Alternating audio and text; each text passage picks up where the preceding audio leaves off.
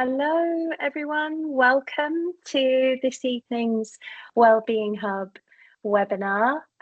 We are joined tonight by Dr. Keren MacLennan, who is going to be talking about autistic sensory experiences and inclusive spaces. As always, welcome to you all. It's really lovely to see people at our webinars, even though I can't actually see you. I know that you're there. So yes, welcome. As always, we're just going to kind of ramble for a minute or two in a really awkward way while we wait for people to join us. Sometimes I should really think about this a bit more detail. It's getting a bit repetitive, isn't it? But I just always remember one of our speakers suggested a topic for filling this awkward space would be to share in the chat, which in the case of this webinar is actually the Q&A button that you need to use for that, would be to share your favorite biscuit. But I'm kind of thinking that, is it too early to get festive? Could we talk about our favorite festive sweet or our favorite festive snack? Maybe that's something we can put in the chat, just so we're in this really awkward place where we're waiting for people to log in. Yeah, so feel free to use the Q&A if you want to share that. But if it's just too soon, if you don't engage in those conversations till December, then I utterly respect that. Okay, but let me start with our introduction. So I'm just, as always, going to just go through a few slides, especially for those people for whom perhaps this is the first time they have attended a Wellbeing Hub webinar.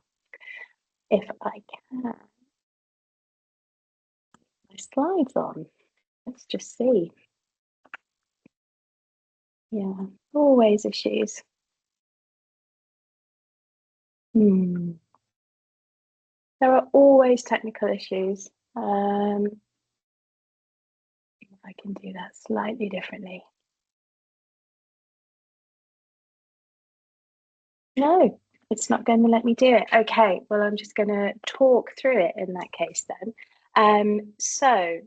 I just wanted to introduce you to the Wellbeing Hub team. So my name is Dr. Jo Billington. I'm joined tonight by our clinical director, Dr. Fiona Knott, who will be waving on the screen. We also have two colleagues, Dr. Emma Harris, who's a clinical psychologist, and also we have our fab administrator, Charlie Murphy.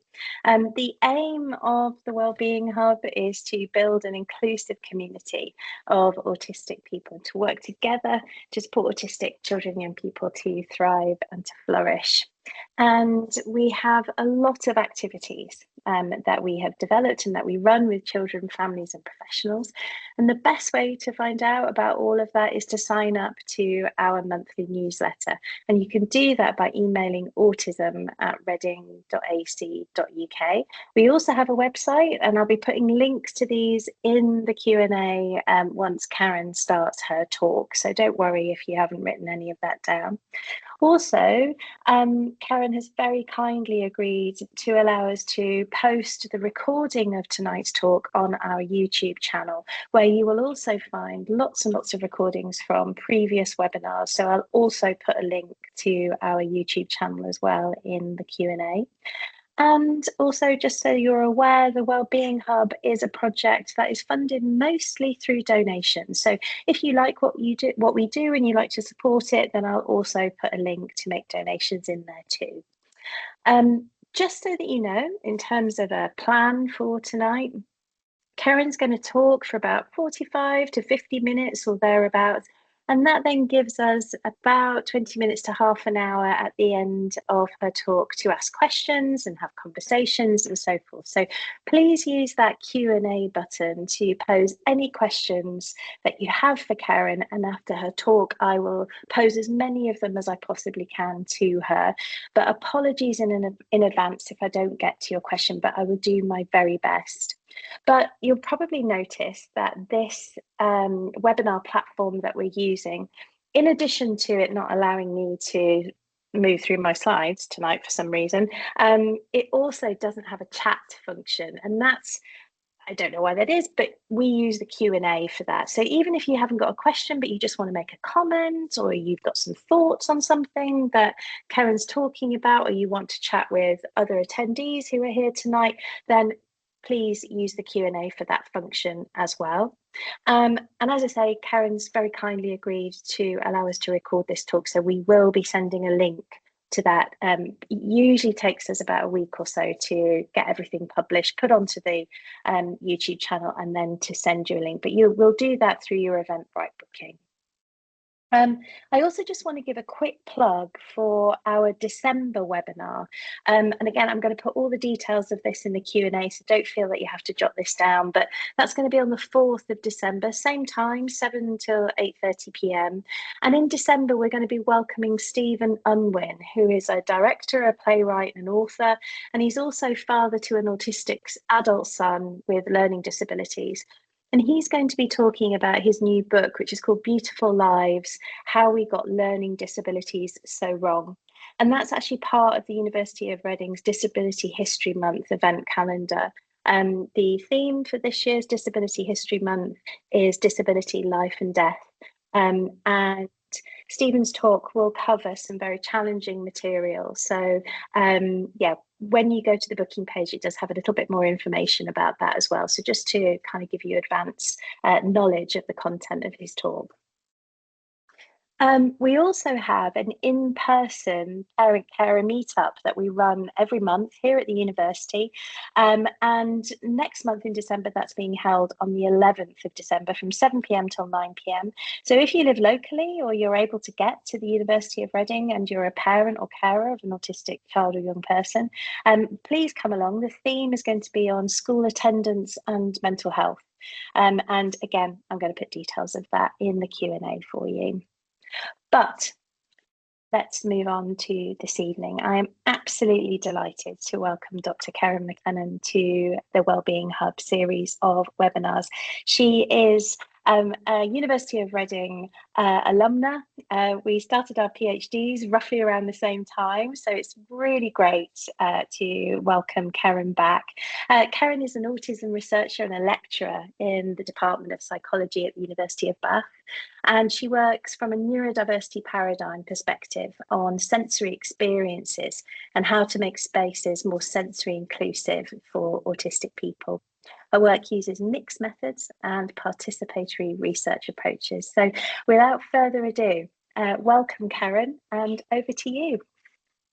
Thank you so much. Yeah, it's an absolute pleasure to come back and be able to talk about some of the work I've been doing since I've left Reading. I will just share my screen and get my presentation up. Okay, is that all right, Jo? That is, yep.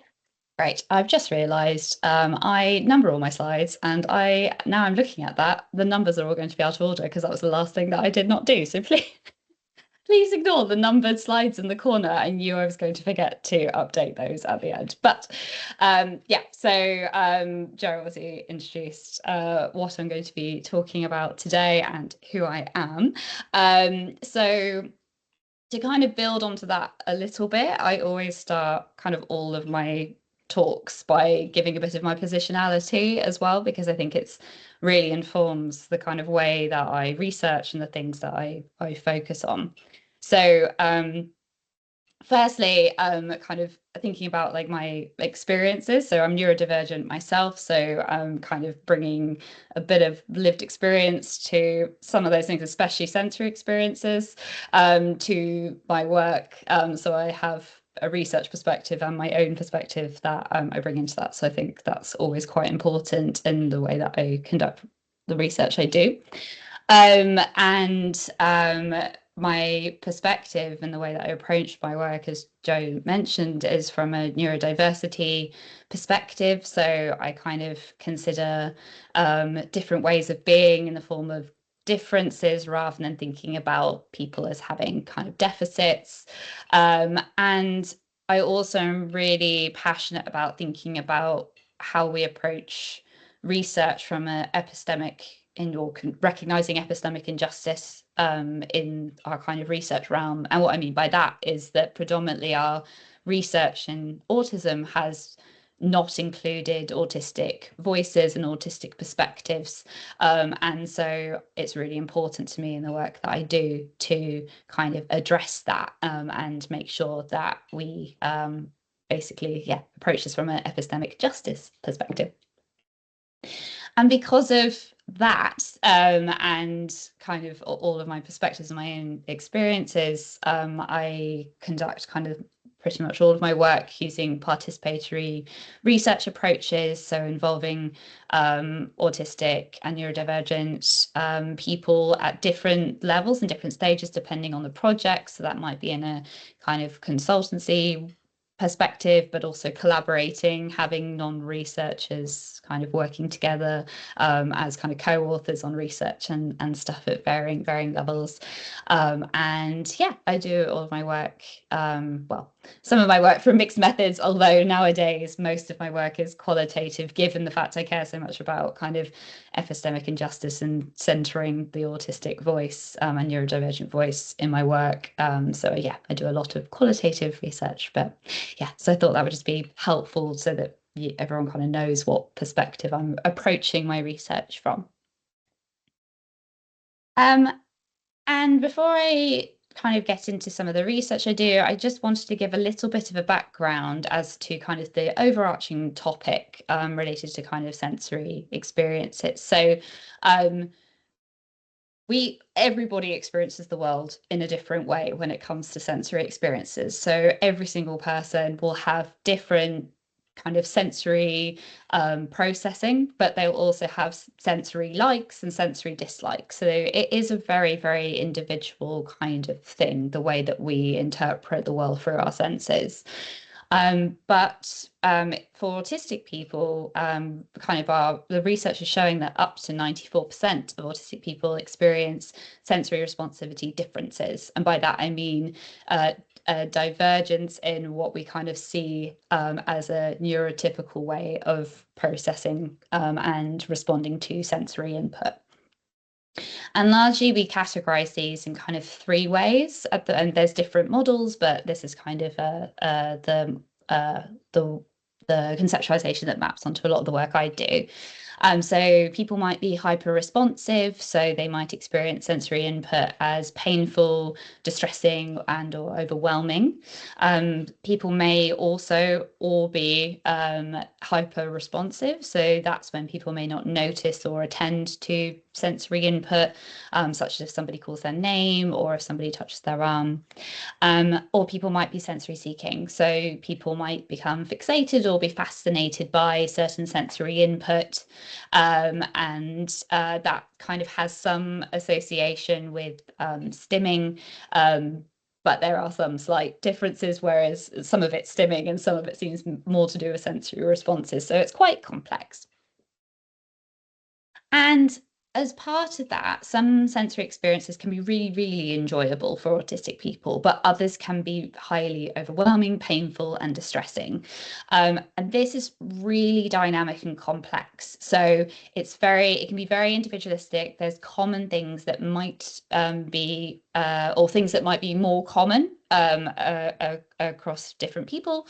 But other things can be quite specific, and it can also be depending on the context and also the person's own kind of energy levels and their current state. So for example, someone might experience loud, chaotic environments to be overwhelming, but finding listening to music can be extremely enjoyable. So it can be kind of in the same modality, so to speak, as well, that people can have different experiences.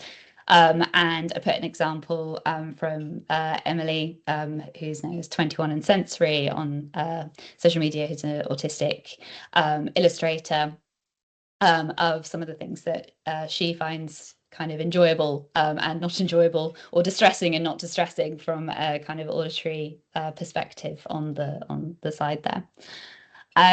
And ultimately, these kinds of sensory differences can have consequences for autistic people's quality of life and mental health.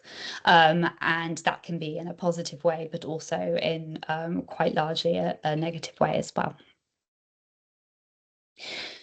So kind of leaning into kind of giving you a bit more of an idea about the work that I do is that the majority of the research that we've had in this area has really focused on the individual and thinking about individual sensory processing, sensory differences, and how that can be supported for the individual.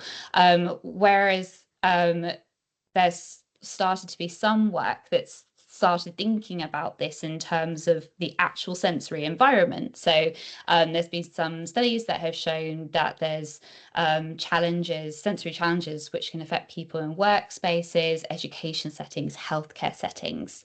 But this is quite relatively new, thinking about this from an environmental perspective. And so there was kind of some key neglected areas in the research field. One of those is thinking about kind of other spaces in the community, not just kind of related to like work and education and healthcare.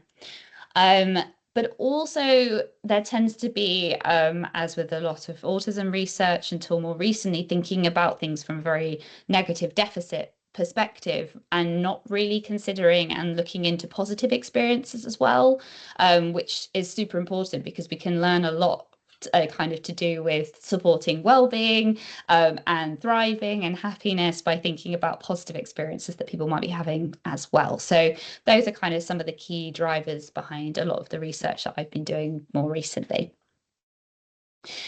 And so today I wanted to talk about 3 studies that we've done and kind of talk through a little bit about what we did and the findings of those. First I'm going to talk about a paper we had published in 2023 called "It's a Big Spiderweb of Things: Sensory Experiences of Autistic Adults in Public Places." And then the second study I'm going to talk about is a study published very recently on autistic adults' experiences of attending live music. And then the third study I'm going to talk about is autistic adult sensory experiences of engaging with nature. And that study is not published yet. So yeah, it's going to be really nice to kind of share some of those findings ahead of our hopeful publication of that work. So to start off by talking about this research, we've talked about this study a lot, I feel, but I always think it's such an important kind of piece of work that's underpinned a lot of the other studies that have come from this. I'll give you a bit of background for each study, as well as kind of now I've given you the overall kind of background of the research area. So for this study, this was kind of why we went about doing this. So there was kind of understanding mostly from autistic people talking about this, but a little bit in research saying that the sensory environment can kind of make it quite difficult for autistic people to be able to access a lot of public spaces. And we had some kind of literary accounts of this, of people, autistic people feeling excluded or uncomfortable in mainstream spaces, and how kind of challenging sensory environments can lead to autistic people experiencing sensory overload, heightened stress, and avoidance of these spaces as well. But there was very little research that had actually delved into this in more detail to actually find out what public spaces were especially challenging and what kind of factors in those environments are what make them challenging. So in this study, we found that there were some kind of there were a lot of sensory environments that were experienced as quite disabling for autistic people, but some of the top ones, supermarkets was found to be the most challenging environment for our participants, but also certain retail shops and shopping centres, usually kind of much larger, busier ones, a lot of eateries such as cafes, restaurants, and kind of pubs were found as being challenging. Healthcare settings was also talked about a lot, which mapped onto kind of some previous work. High streets and city centres, as well as public transport, including trains and mostly trains, but also buses as well. So but we also asked about spaces that people find to be enjoyable as well, because as I said, that's something that tends not to be looked at in research. And so some of the the most the most enabling sensory environment were outdoor spaces, so green spaces, parks, woodlands, spaces such as that. But also our participants talked about having positive experiences at stadiums, in certain retail shops as well, tending to be smaller ones, but also spaces like IKEA because they have a nice one-way system, and cinemas and theatres, live music venues and clubs, as well as museums. And a lot of these were kind of talked about as being, by our participants, as being spaces where they were finding that they were enjoyable from a sensory perspective, because they were kind of intertwined with going there for something that you really enjoy going to actually see, such as going to see live music or going to a museum, as well as the actual sensory makeup of the environment, because they obviously across these have very, very different sensory kind of makeup. Some of them are naturally more quiet, whereas others will be a lot kind of busier and louder. And we also, from this work, from the data, developed 6 principles that underpin how disabling or enabling these sensory environments actually are. We designed this web, which was created by Emily, 21 Sensory, who I do a lot of work with, we kind of, I'll talk through the different themes, but this is why the study is called It's a Big Spider Web of Things, is because we saw it as this kind of really intersecting thing where it's not just about the sensory environment, but it's about lots of other factors that map onto that. So I'll talk through what each one of those are. So the kind of first principle was the sensory, what we call the sensory scape, sensory landscape. And so this is related to all of those different sensory factors that you might have in certain spaces. So spaces that were described as being more challenging, and I'll talk about the more challenging side of things rather than thinking about it in both directions, otherwise it gets confusing. So spaces that were more challenging tended to have a higher sensory burden. So that might be a large amount of different sensory inputs, or very intense kind of like more kind of singular sensory inputs. Such as, you know, being very, very loud, or very very loud, very bright, things like that. And this sensory input tended to be more sustained and inescapable in challenging environments. So it wasn't something that was intermittent, it would carry on for longer periods of time, and it wasn't kind of that break away from it. But also the environment, that sensory input in the environment was out of people's control. So it's not something you can turn down or kind of, have any control over that environment. So that's kind of the makeup of how those sensory environments might be particularly challenging. But we found a kind of range of other intersecting principles that can interact with the sensory kind of environment and make it more or less challenging from a sensory perspective. So the second principle was related to space. So places that were more challenging tended to be busier and be more crowded, but they also might have a more confined built environment, such as like in a supermarket, having aisles where people are kind of pushed and funneled into kind of a more smaller space. The third principle is predictability. So spaces that are more challenging tended to have a lack of information about the space. That kind of meant that people were going into spaces without needing to use more resources when they're potentially already feeling very overwhelmed by the sensory environment. And so more kind of enabling spaces tended to have that information, so people were able to kind of prepare and then cope with the sensory environment, even if it was intense, easier. But also spaces that are more challenging tend to be quite inconsistent and unfamiliar as well. So I always think about the supermarket example of when you'd walk into a supermarket and then suddenly everything has changed and without any warning. And that can be very, very kind of dysregulating and cause a lot more kind of cognitive burden than you would have if you knew what you were walking into.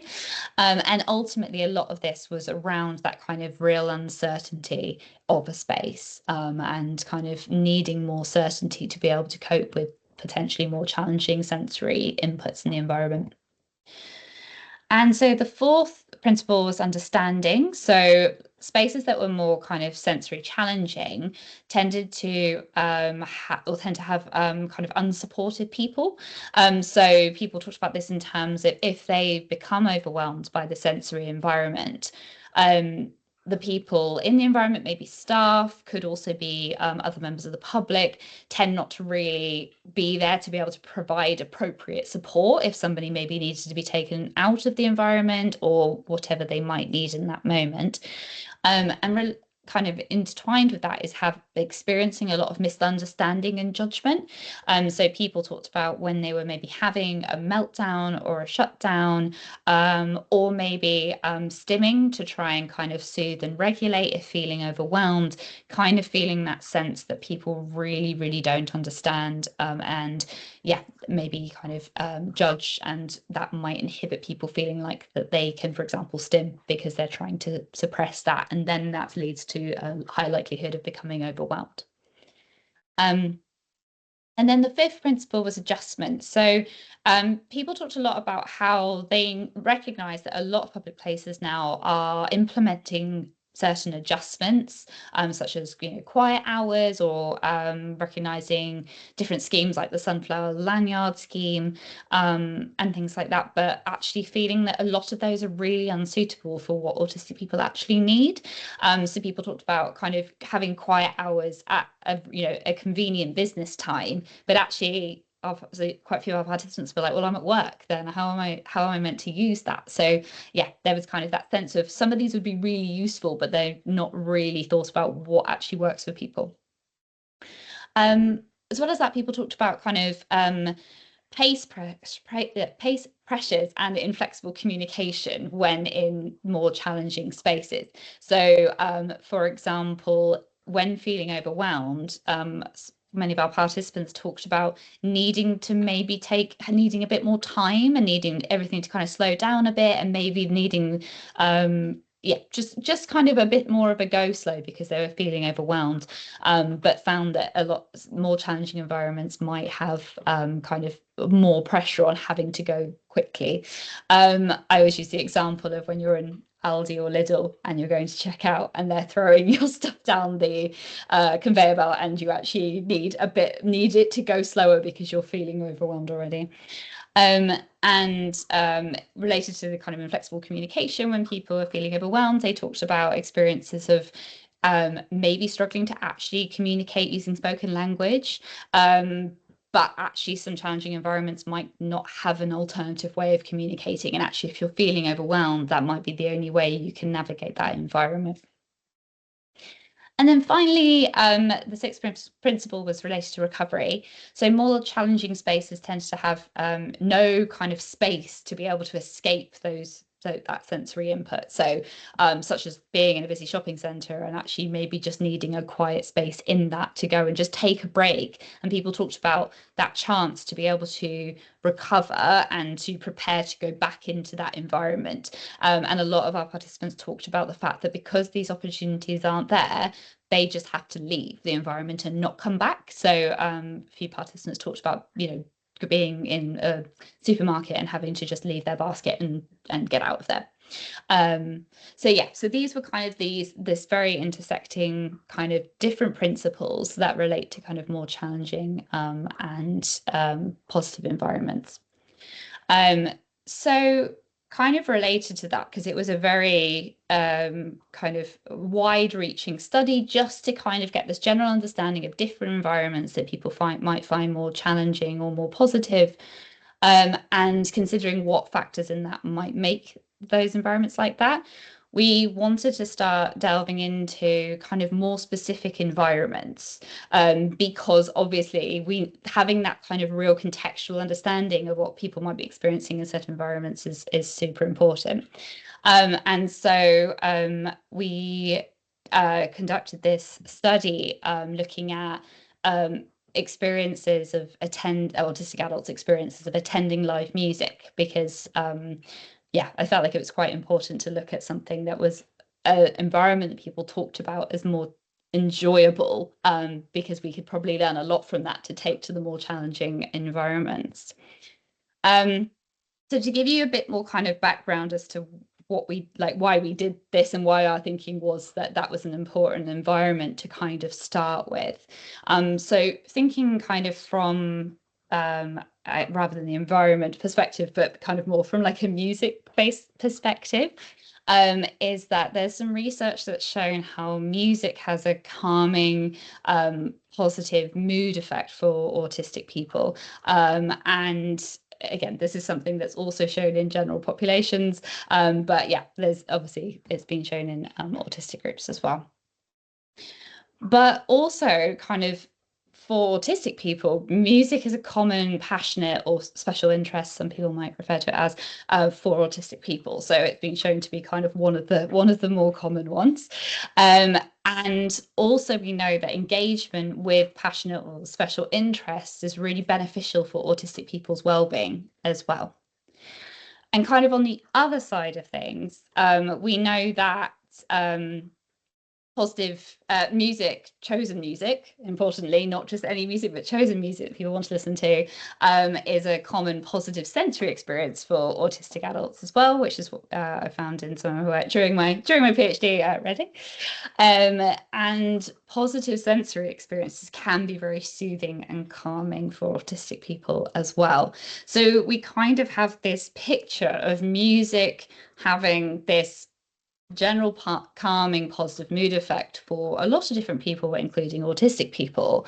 But because of this kind of the links to passionate or special interests, as well as that positive sensory experience, and how we know that, or have evidence to suggest both of those can be very soothing and calming and beneficial for autistic people's well-being, thinking about music is actually kind of a very, very like important topic area.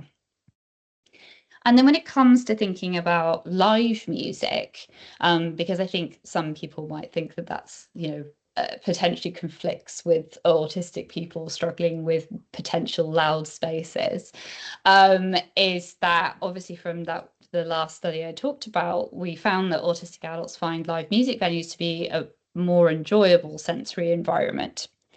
But from work from other researchers, they found that around 48% of autistic people and their families or carers avoid going to concerts. And this was reported to be due to sensory related factors, such as the level of light or noise and the number of people. But also they reported some other additional barriers, such as worries related to judgment from other people. But this work wasn't specifically looking just at concerts, it was looking at lots of different things. So it wasn't really a deep dive into what that was, but it was just suggesting that actually, there's clearly some barriers there, even though it was talked about as being a more enjoyable space in our study. And kind of thinking about why live music could be something really important for us to consider and to try and reduce some of those barriers and make it more inclusive, is that there's some suggestion that live music, so not just listening to music, but going to live music, is an important context to foster a sense of belonging as well as social inclusion for a range of people. Again, this wasn't looking at autistic people, but it's more theory around live music. And some research suggested that autistic children reported that they see music as an avenue to be able to connect with others and to be able to build and maintain social relationships, in the sense that it can be a way of sharing interests and being able to kind of initiate conversation and things like that. And if we think about the fact that if live music is such an important way to be able to foster a sense of belonging and social inclusion, we having kind of a mounting evidence base of there being really high rates of loneliness in autistic populations, in sample populations and studies, And for example, Jones et al. Found that 70% of autistic people report to feel socially isolated. So live music settings could be a really important context to be able to make more accessible, so that people have that opportunity to be able to connect with others in a space that they would enjoy going to.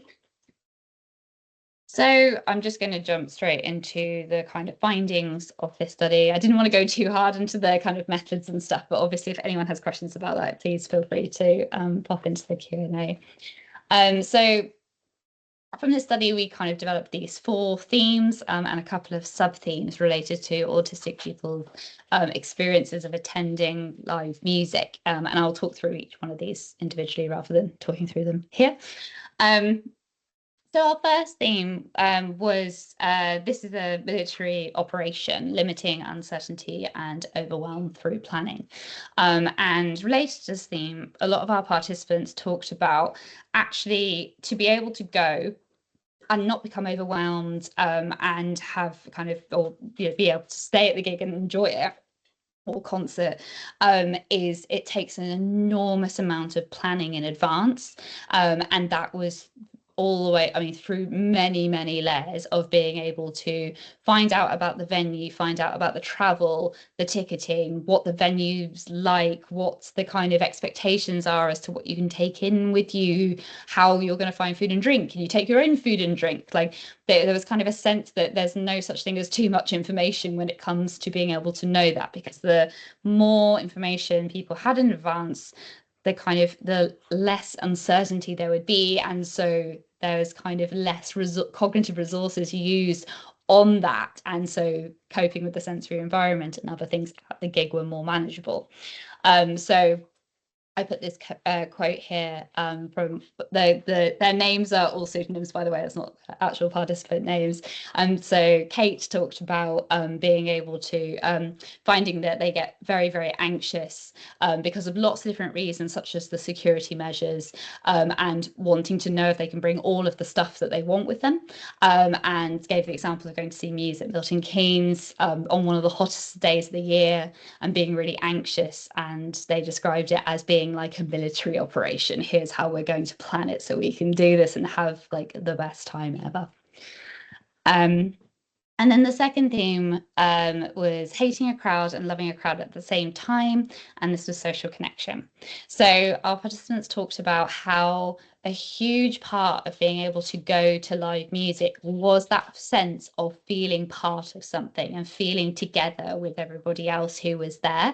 Even if you weren't talking to people, it still felt like a really wonderful way to be able to connect with other people because you're all there for the same reason.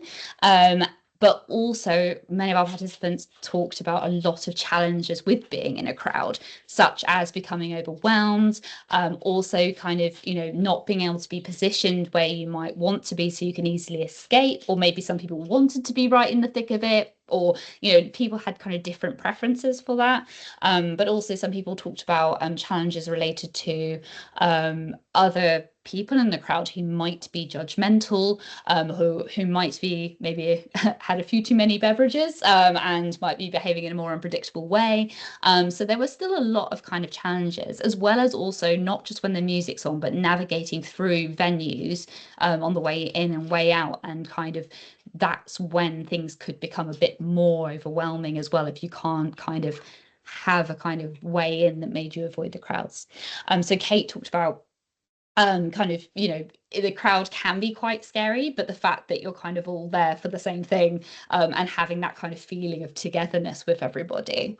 And then Xander talked about, the fact that everybody who's there is excited about the same thing, but they talked about how when they stim by flapping their hands, they worry that people are going to look at them and judge them, and that sense of being like, I want to be part of this, but I also feel like I can't quite be part of it because I'm not doing it in the same way as potentially other people are. So yeah, there was this kind of complication there in being able to have that feeling of social connection. And then the third theme was the duality of an intense sensory environment. And this one had the two sub-themes of the music, the vibrations bring out the colours in my mind, which was related to immersive sensory joy. And my brain is screaming at me. So it's okay until it's suddenly not.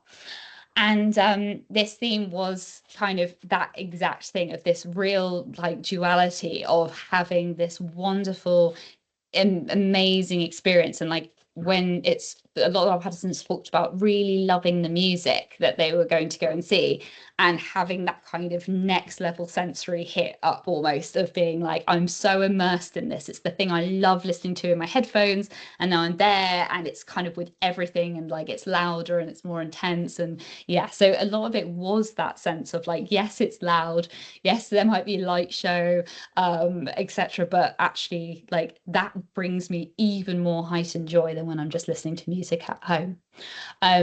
But that kind of tightrope walk between it suddenly not being okay, and it being lots of different things that could tip that over the edge. So some people did talk about the fact of actually if they if there's something off with the acoustics or the just anything to do with the music being maybe too pitchy, or the sound, or if it's too unnecessarily loud, or sometimes people talk about actually the light show was too much and it was like became very overwhelming, or just other people in the crowd making noise that didn't kind of match with the music.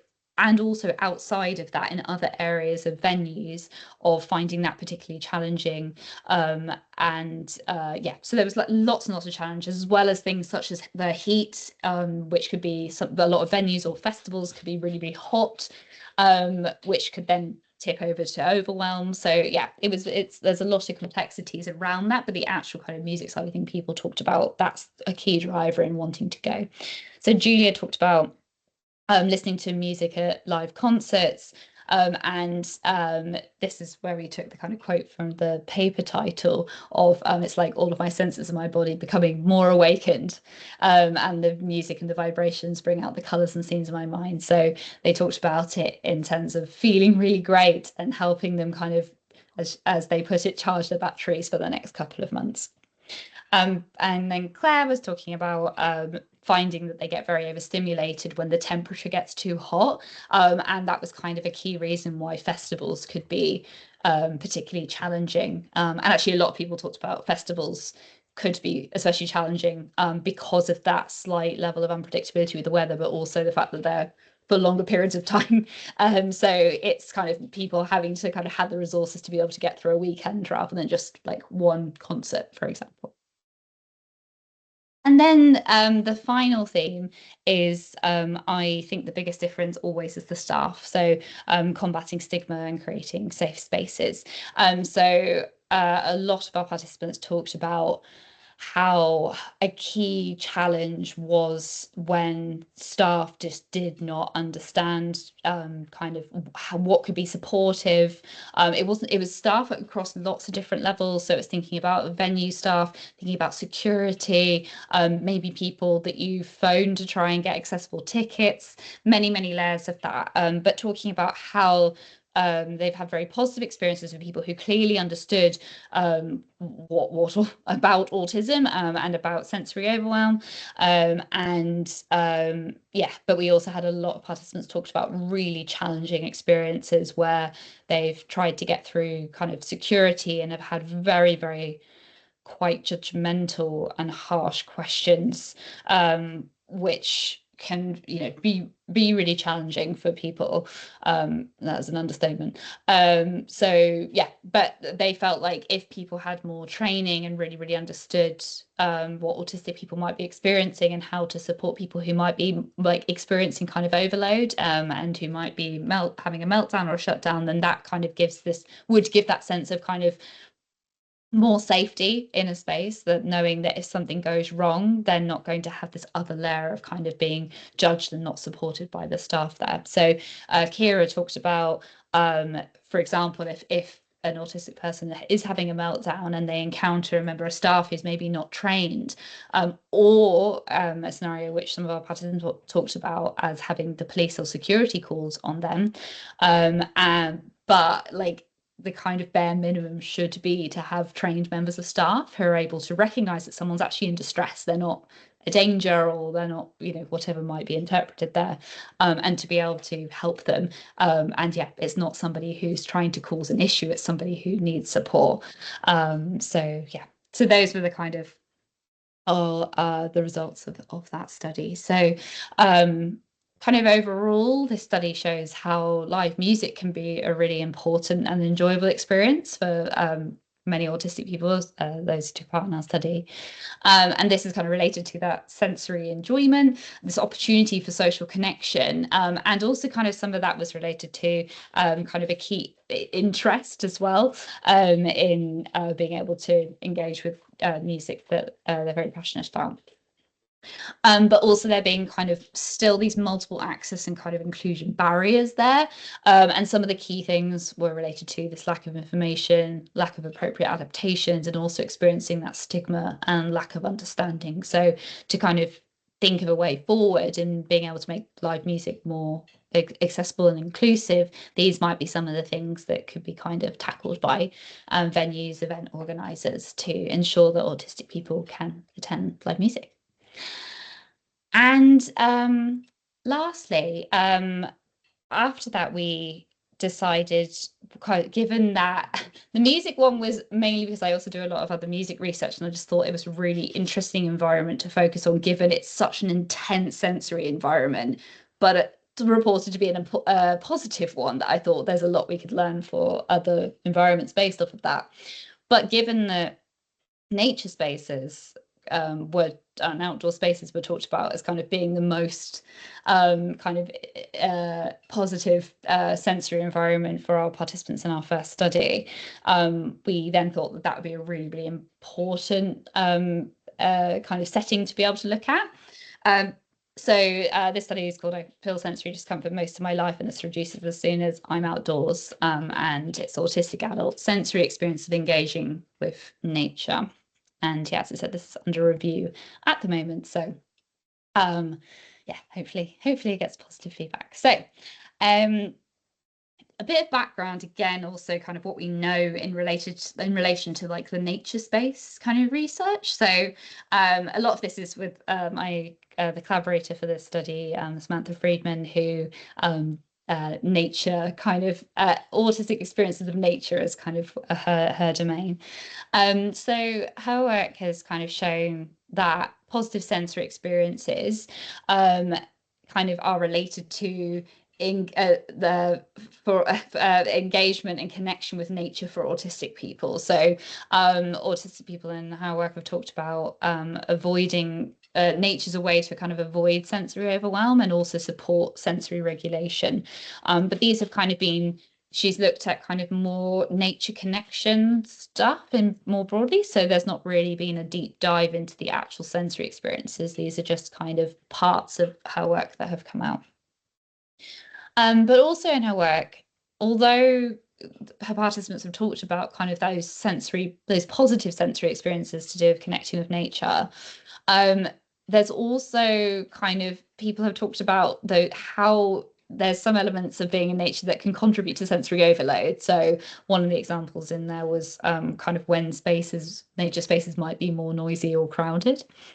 And also participants in her work have talked about how they connect with nature in other ways, like maybe not directly going out into nature, but in other ways that may be a more accessible way to support sensory needs, such as by kind of having houseplants or watching nature videos and looking at photos of nature. And kind of seeing this emergent kind of evidence that there's this, although there's positives, there's actually sensory challenges in nature, kind of challenges a lot of the broad nature literature, from kind of more, I guess, like these what I call neuronormative assumptions, that actually like being in nature is universally beneficial. Because I think that's the majority of the research has kind of talked about nature in that way of like being in nature is good for everybody and it's beneficial for your mental health and well-being, full stop. There's not this kind of like, but does that actually work for everybody, like especially people who might have sensory differences? And as I said, like our work found that yes, nature spaces can be found to have been found to be more enjoyable environments for autistic adults, and this does link to that fact that this is possibly because nature provides this sensory experience that is less stress-inducing than many other environments. But we really wanted to find out what those sensory experiences are and what the challenges might be as well. So the first thing we did in this study is to find out a little bit more about like the ways that autistic adults are actually engaging with nature. And we found that they reported to engage with nature in a variety of different ways. So the majority, nearly 94% of our participants talked about the fact that they actually go outside and engage with nature in that way. As well as kind of, doing engaging in leisure time in nature, doing sports. But also we found a whole variety of different ways that people engage with nature, such as engaging with media depicting nature, such as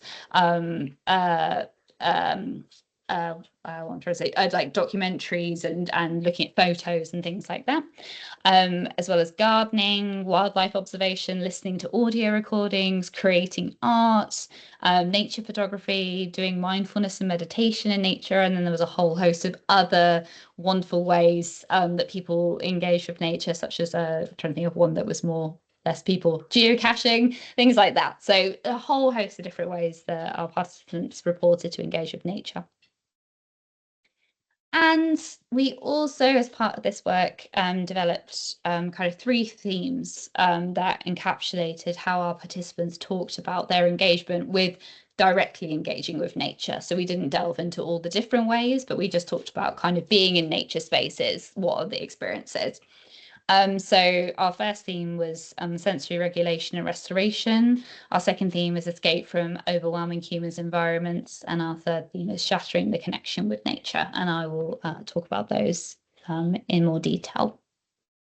So sensory regulation and restoration. So part of this theme, our participants talked about a whole host of positive sensory experiences and how these would help people feel more grounded and focused and regulated. And so being in, so the nature literature talks a lot about kind of nature being kind of restorative, but the difference for our one is that the sensory experience for our autistic participants was very, very key and central to that experience. So there was a lot of different experiences, but there were some common ones across our participants, and those were different sounds such as water, birdsong, rustling of leaves, different touch experiences such as touching moss, feeling the warm sunlight or breeze on their skin, and scents, so smelling flowers, animals in the rain, and different kind of visual experiences such as looking at the sky, sunsets, birds, trees, water, flowers, seasonal colours. So these were kind of some of the more common ones that experiences people talked about. And also our participants talked about this in the sense that there's less kind of less layers of sensory stimuli in the in nature compared to busy environments. So it was compared directly to more environments that tend to be more intense from a sensory perspective. And also many of our participants talked about engaging with kind of nature-based sensory stimuli kind of as a form of stimming. So they talked about it in the sense of like this kind of during like maybe they're walking in nature and the kind of things they're looking at, they felt like it was like a visual stim, or that people talked about it in terms of that. So one of our participants talked about the fact that they find that they're very uncomfortable from a sensory perspective most of the time, but actually they don't experience this as much when they're outdoors, and yeah, feel this real improvement once they're kind of close to nature, and they felt like it's the only thing that really helps them to regulate. And then the second theme was escape from overwhelming humans' environments. So our participants talked a lot about how natural spaces, natural stimuli were kind of the strategy that combated unpleasant stimuli, such as kind of being around people, and saw it as this kind of sense of respite from that. They said that they were very deliberate about the places that the nature spaces that they chose to go to ensure they had this positive sensory experience kind of away from others, and being able to escape that kind of human-made kind of elements. And actually how kind of, you know, people with their noise and unpleasant sensory stimuli could ruin this, like, what would be an otherwise positive sensory experience. And our participants talked about a range of strategies they used to avoid this kind of human interaction. So they were talking about how they would wear headphones, listen to music, or maybe be with friends and family who could kind of take over the human interaction. So this kind of sense of being able to retreat from the kind of other humans and the kind of human world, the human world. But yeah, that kind of human-made world. That's what I'm trying to say. So this participant talked about like the fact that the sensory input from nature made them feel calm and peaceful, whereas sensory input kind of from people-made spaces kind of had the opposite effect, and there was a lot of kind of overwhelm, anxiety and exhaustion related to that, and that gave that kind of escape to be able to go and recuperate without being surrounded by people. And then the third theme was related to shattering that connection with nature, or shattering the connection with nature. So although the majority of our participants talked about sensory experiences as being kind of really overwhelmingly positive, many also talked about how unpleasant sensory experiences could kind of impact that kind of like actual connection to nature, and ultimately kind of not have those positive well-being experiences that they felt like they mostly did experience in nature.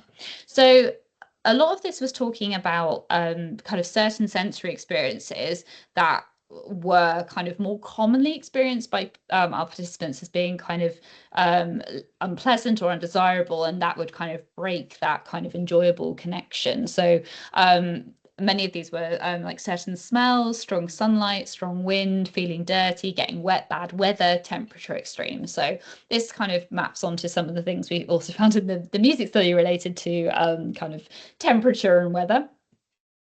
As well as the unpredictability of sensory experience. So although some of our participants talked about that predictability in nature, the fact is that there is so much unpredictability. You don't know what you're going to come across, especially when it comes to weather suddenly changing, especially living in the UK. So there was these different kind of challenges related to sensory experiences that weren't always positive. But also participants talked about their challenges related to physical exertion and tiredness, which could also kind of break that connection or have consequences afterwards. Our participants talked about kind of really enjoying their time in nature so much that they hadn't realized that they were absolutely exhausted, and then suddenly kind of needed to really recover afterwards, in that sense.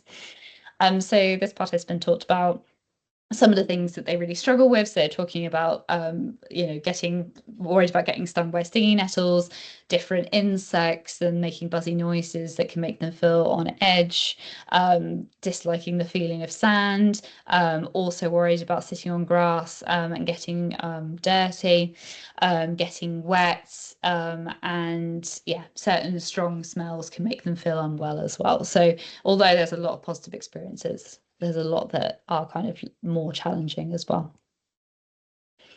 So from this study, it kind of really highlighted the importance of creating spaces for autistic people, and also kind of how sensory challenges could potentially be supported too, because I think that, as I said at the start, there's a lot of kind of this view that there's this kind of nature in any form is good all the time for people, but actually there needs to be some of that awareness of actually there are still sensory challenges for people who don't experience the sensory world in a neurotypical way.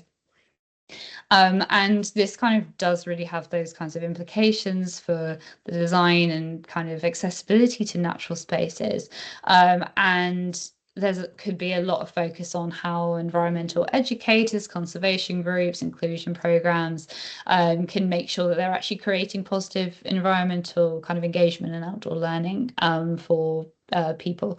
And my collaborator Samantha does a lot of work with forest schooling, which is seen as kind of being a overall positive experience for everybody, but actually like autistic kids are also experiencing some sensory challenges in those settings as well.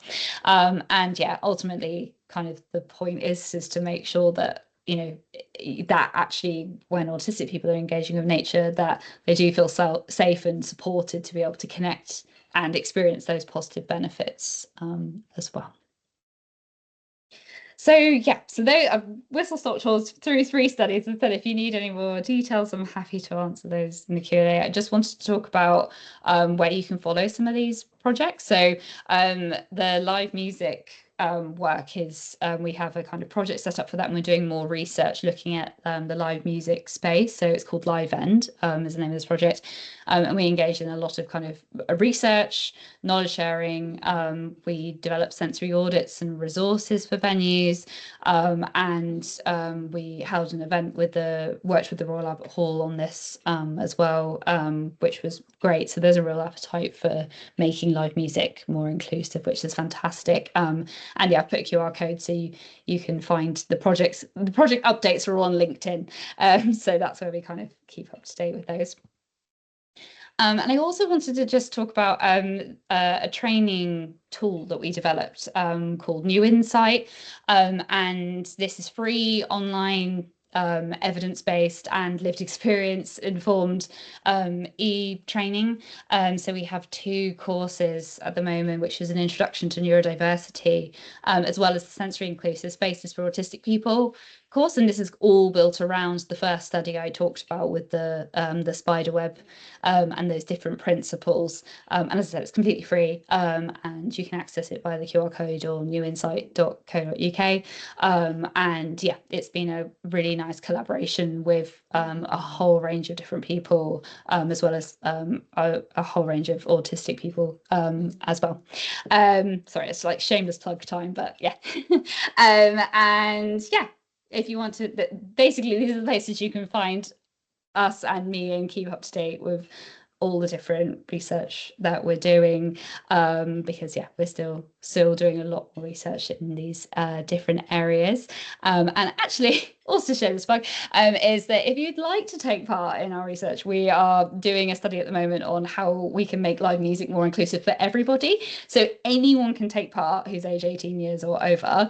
We welcome neurodivergent people, but we also welcome neurotypical people to take part in this. And it's a follow-on from the music study, just to kind of see what works for different people, as I said, including neurotypical people. So yeah, and it's just a short kind of online survey. So if you'd like to take part in our research, that would be wonderful. And yes, I will stop talking now. But yeah, thank you. And yeah, I'd love to answer any questions or hear any comments that people might have.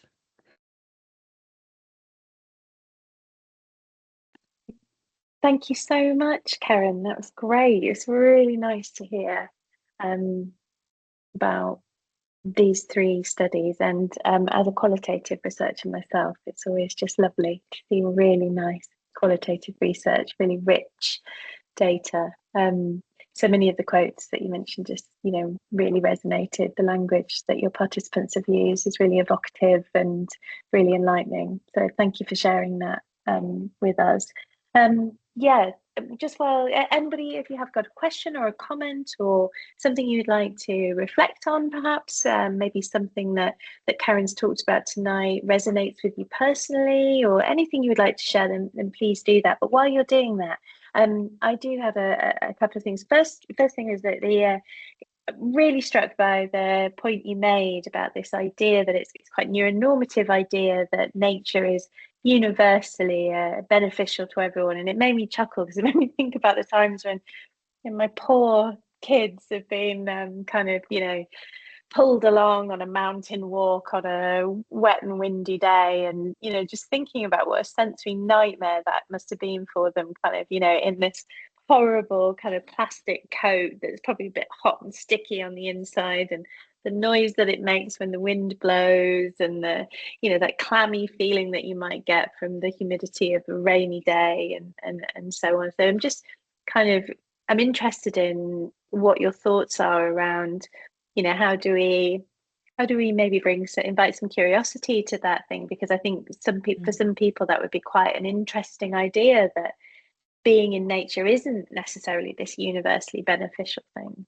Yeah, I think it is. I mean, this is Samantha Friedman's field a lot more than mine. I was the sensory part. She was all the nature connection part. But yeah, I think we've had a lot of discussions about it because there's a whole host of research, like, really well supported evidence for a very long time to say nature is great, full stop. It's beneficial for everybody. And we know that social prescribing is becoming a big thing, where it's like, go outdoors, it'll make you feel great, and like all of this. So yeah, it's a big beast of evidence to suddenly go, is it though always? And I think so Samantha's work, as I said, a lot of it is to do with thinking about education settings and thinking about forest schools and things like that. And because a lot of that is geared towards this, especially for kids who may struggle more in a classroom setting, is go, let's go outside. And obviously that a lot of that does tend to be autistic and neurodivergent kids, of going, oh, that you'll find this great. And so it does have this real view that, yeah, it's all you have to do is be outside and then it's good. So I do think it is quite challenging to push against that, but also with that sense of, but it is genuinely really positive. There's so many positives, but yeah, just having that awareness that there is still that opportunity for people to get overwhelmed and have negative experiences. And I think,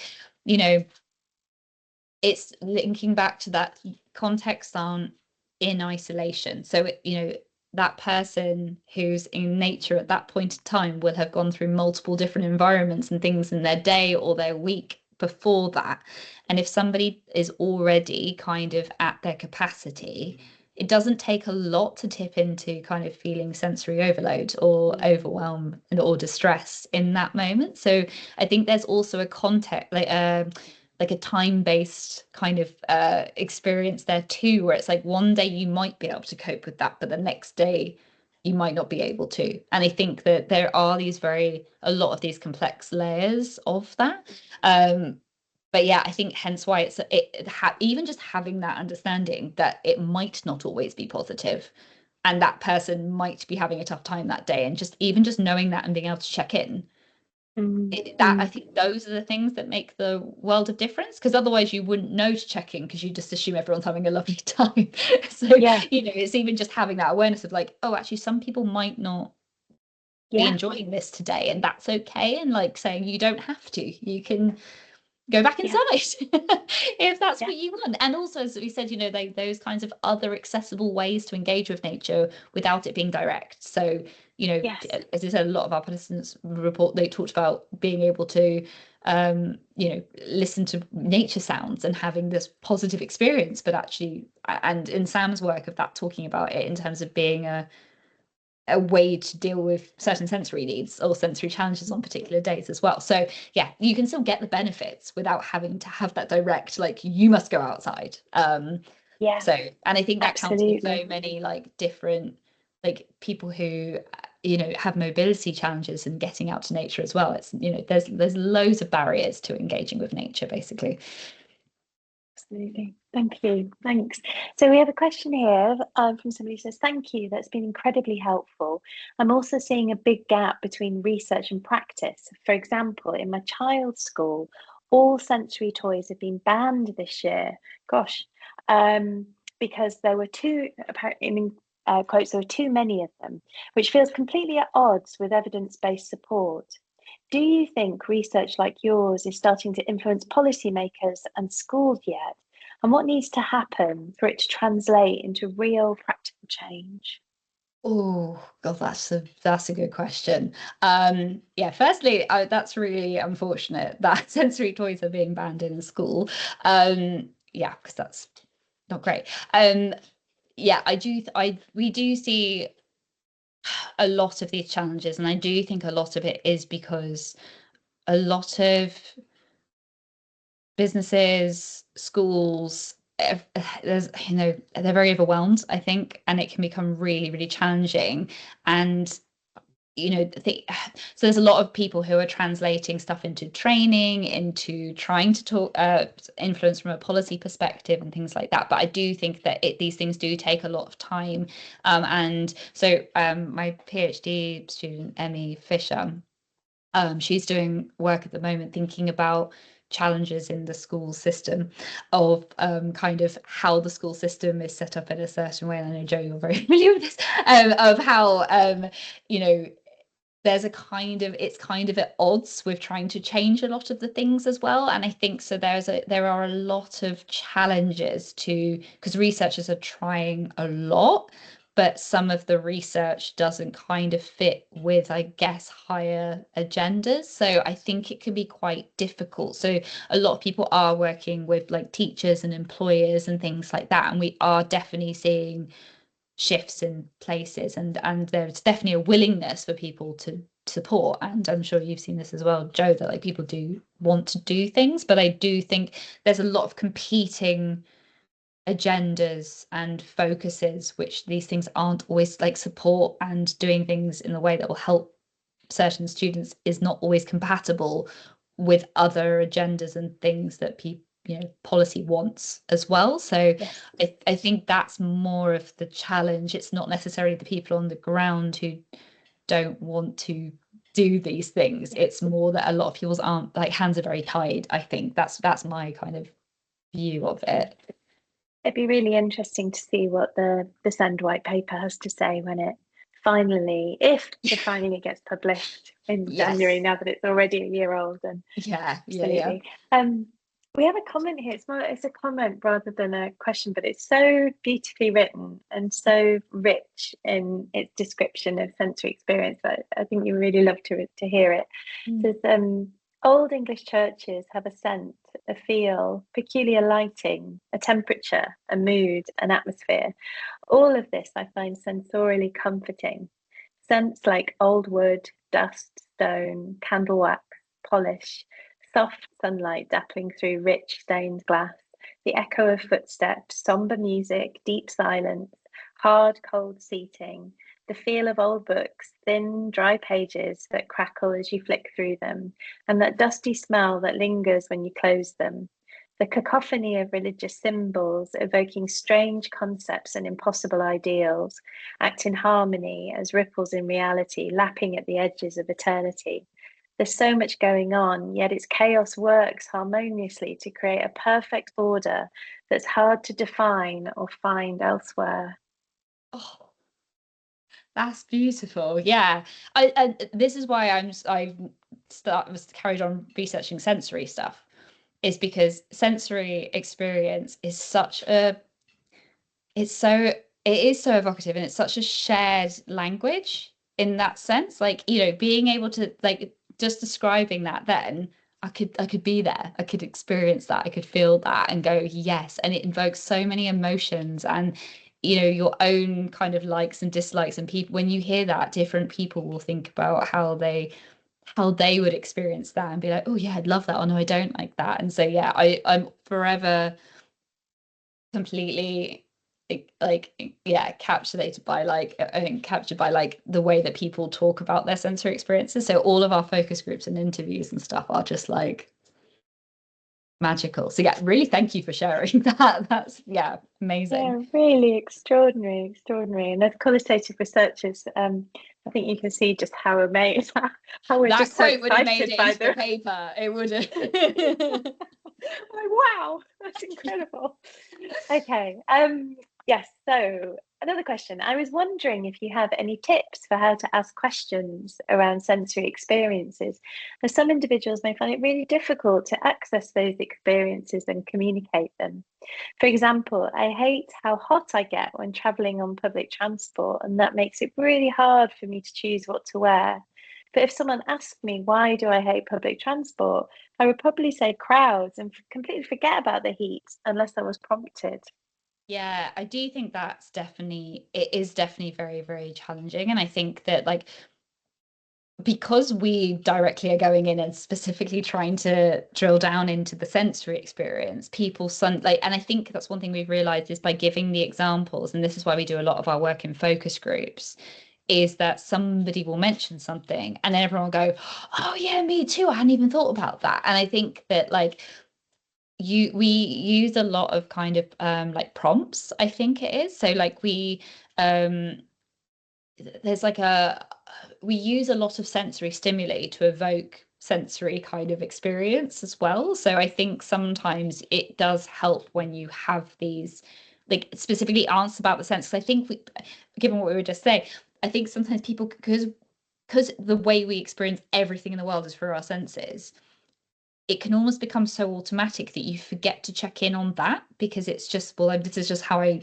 do everything, because it's just the way we engage with the world. So I think being able to go through kind of, it's almost like, this is why it's using mindfulness practices a lot as well, of being like, think of something you can smell, think of something you can hear. Like I always think going through each of the senses and being like, okay, but what about sounds, what about sense, what about this? And then that might kind of go, oh yeah, actually I'm feeling ridiculously hot right now, or like whatever it might be. It can be, I think being able to think about those different, through going through the different senses and actually thinking about it in that way can be very, very helpful, as well as having those kinds of certain prompts of being able to share an experience of being like, how do you feel about like this? And also recalling information. A lot of people can talk about it in terms of their sensory experience rather than kind of other things, if you kind of ask it in that way. But yeah, it can be very challenging, I think, Yeah. to kind of get the right question, because and hence why we do take a very kind of like I was gonna say multi-sensory approach, but it is about asking it in like the same question in different ways, and then you'll get different answers. So I don't know if that was that helpful, but hopefully. Thank you very much. Um, Yeah, so again, more of a kind of comment or reflection on what you were saying here. It says, I'm late diagnosed and suffer from tinnitus. And so listen to music all day to mask it. When I'm outside, even just for a 2 mile walk at lunchtime around my neighborhood, I don't need music as the tinnitus reduces. Tinnitus, while being sensitive to sound, is really tough. Yeah, I can totally imagine that must be really, really challenging. But it sounds like there's, you know, being able to have strategies that work for you are Yeah, really, really important. yeah. Also, it makes me think about, this person's talking about listening to music all day to mask it. And it kind of connects to something one of the previous attendees was saying about fidget toys or sensory toys being banned at school. And I think about the children who are in school for whom music, coming back to your music study, for whom music is really important to that sense of regulation and that sense of calm and being able to mentally transport oneself to a place of calm and comfort. But also perhaps being in a school where maybe you're not allowed to bring in your phone, for example, and that's where you have all of your music, or not being allowed to wear your headphones because that's just not the rules and so on. And I'm kind of thinking about that in relation to this chap here about in adulthood we might be able to use some strategies that are just not permitted in childhood. I wondered if you had some thoughts on that. Yeah, I definitely think this is something that it's one of those things that's like coming out in across lots of kind of different studies, I would say, to do with this kind of um like conflict between um conformity and like actually what, like, a lot of these things are enforced for kind of very outdated views, I would say, in sense of it's like, listening to music is seen as you're not listening. And I think like or not kind of engaged. And I think that's one thing that we've, kind of seen in some kind of school-based research about, neurodivergent kids might not be looking like they're engaged, but that's actually the way that they're listening, is that they might be fidgeting, they might be all over the place, but actually they need to do that to be able to listen. And if you try and force them to sit and listen, they're not going to be able to. So I think a lot of it is that kind of trying to uphold everybody by these kinds of neuronormative kind of expectations. So yeah, I agree like fully that I think that, the aim tends to be to kind of enforce a rule rather than consider actually, well, what is the goal? You want children, or you want people in the workplace to be able to engage and learn or work or whatever it might be. And it's like, well, if that looks like being able to have that time so people aren't overwhelmed, and that looks like listening to music or having a fidget toy, then I find that quite challenging. But I also think it's quite difficult because there's a lot of neuronormative views as to what that actually means, if that makes sense. So yeah, and I think there's I see it a lot with like workplace based stuff, where some employers are really like, yeah, you can listen to music, it's totally fine, like you're going to do your job, this is great, whereas others are like, no, I feel like if I let you do that, then everyone's got to do that. And then it's kind of, it can be quite difficult. But if somebody gets it and goes, no, I have faith that actually this is a good thing, and seeing the results of that. So I think it must happen across schools in that sense, where it's seen in different ways depending on yeah. Okay, so next question. Thank you, Karen. Your research on live music is so interesting and important. I'm going clubbing for the first time in 40 years in a couple of weeks, age 65. Yes. And military style planning is underway. Struggling to convince my partner it will be okay, as they've seen me get overwhelmed in far less intense settings. I'm looking forward to an immersive musical experience. It can be difficult for other people to understand contradictory aspects of autistic sensory experiences. Yeah. Oh no, definitely. And I think that's one core issue. And actually interesting, I'm doing some work with someone called Ali from Dance Floor Intimacy. And she's doing a lot of work around like nightlife spaces and stuff. So, and trying to make more inclusive nightlife spaces.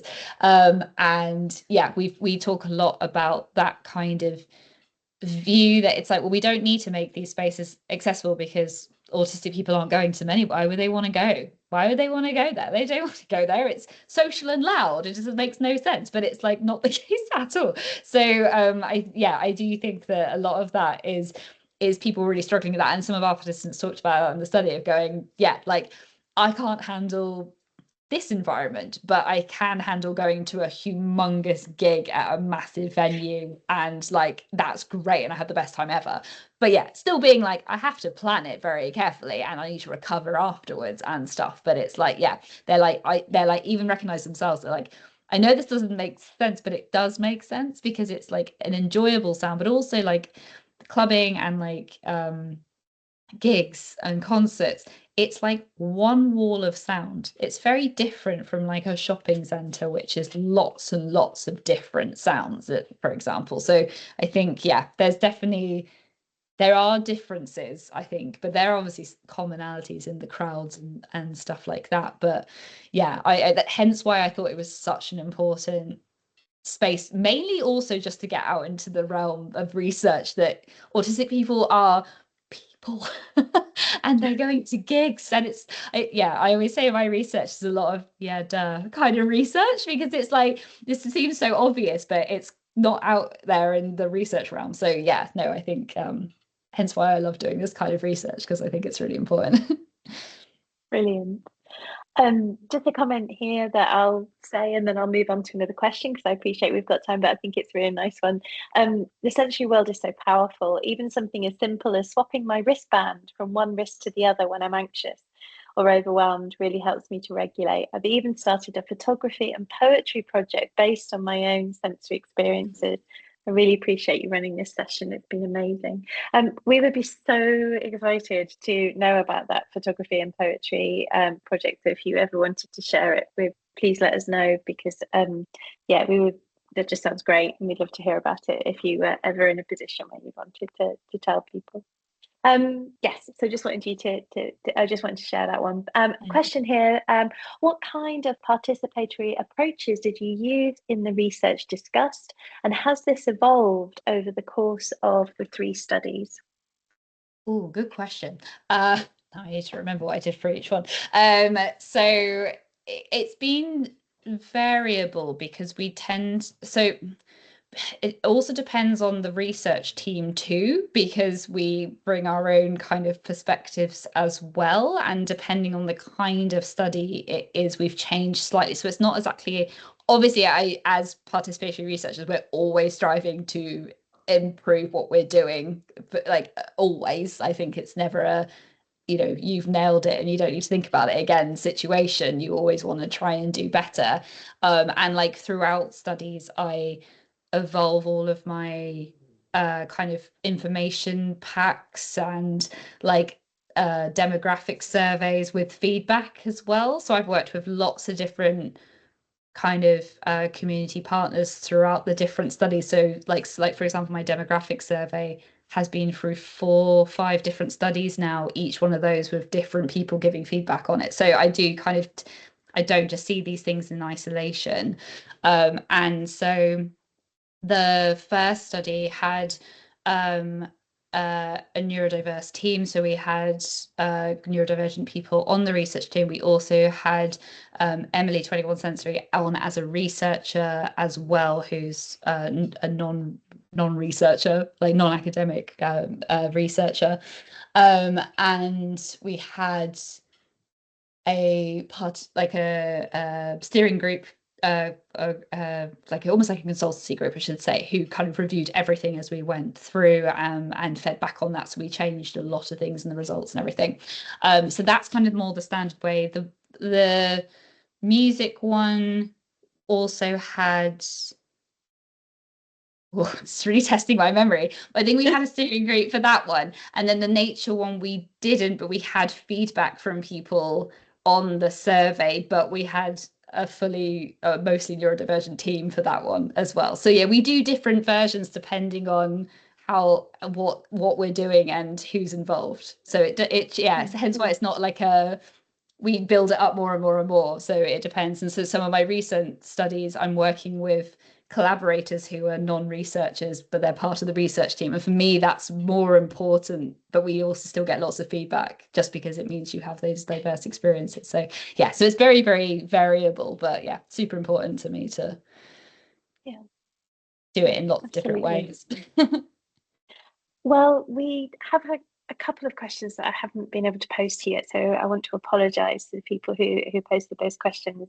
We have run out of time, but we do have just 2 minutes for me to ask. At the end of every webinar, I ask our speakers a very similar question. And in the case of your work, Keren, I'm really mindful of how reductive this question would be, because you've spent the last hour telling us very clearly that there's a very personal and dynamic relationship to sensory experiences for autistic people. So I appreciate that. Having heard all of that, I'm now going to ask you to kind of think about something that's very, very reductive and in the opposite direction of all of that. But from all of your research and all of your experience of doing this research, if we were going to go away with just one thing that we could do that could potentially make a positive difference to the sensory comfort and the sensory inclusion of autistic people, what would you say? What would you recommend we do? Ooh, that's a tough question. One thing. Okay. Between two, I do think the key thing is to like actually ask. And this is so basic, but it's like it is such a, people either make massive assumptions and trying to broad brush it, or they don't think about it. And so I just think it's one of those things that, like, you know, when you just directly ask somebody about this, because it's such in so many studies, the sensory thing comes up over and over and over and over and over again, which is why I keep getting pulled into wonderful projects. But it's like, it's such a core important thing. As I say, it's the whole way we engage in the world. So yeah, I think just being able to ask about sensory experience, you'll get some incredible and very, very helpful information to be able to know how to help or understand and whatever. As I said, it's like a shared language in a lot of ways. So yeah, that was hard for me to pick one thing. Thank you so much. And actually, it resonates with so many of the other things. You know, as I say, I end each webinar with a very similar question. It was just one thing, etc. And the number of times it's like, just ask. And then the flip side of that is, and then believe the answer. Mm. Yeah. Yeah. Believe, autistic people saying, believe us when we tell you things about our lives. Yeah, absolutely. Well, thank you so much, everyone, and apologies again if we have run out of time to answer your specific question. It's been an absolute pleasure. Thank you so much, Keren, for coming and sharing your research findings with us. Yes, I hope that I'll see many of you again next month, 4th of December, where we've got Stephen and Rin talking about their book, Beautiful Lives, How We Got Learning Disabilities So Wrong. But yes, have a lovely evening, everyone. Thank you for joining us, and we'll be in touch soon with a link to the recording. Thank you.